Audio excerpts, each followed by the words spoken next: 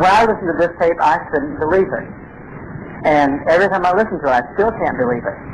But I go entirely by the integrity of the good friend of mine who knows the people that recorded this. And if it wasn't for him and his reputation, I would say something is really weird about this tape.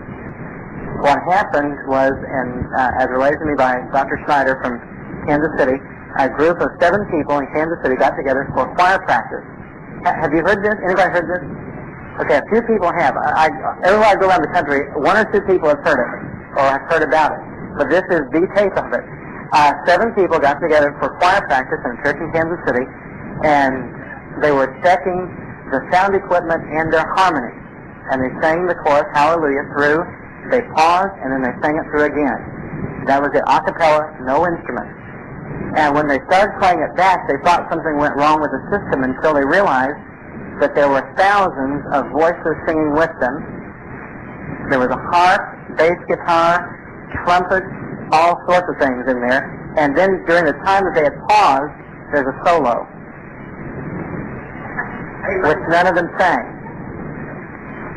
To complicate matters, one of the men that was singing with them a few months later went down to Haiti on a missions trip. And when he was down there, the group, the church they were ministering at, the song leader was leading them in the Hallelujah chorus. And during the middle of it, he started singing this chorus, or the verse that's found on this tape. And he went up to the song director afterwards, who didn't speak any English, and asked him where he got the words to that verse that he sang. And he said, I didn't sing a verse.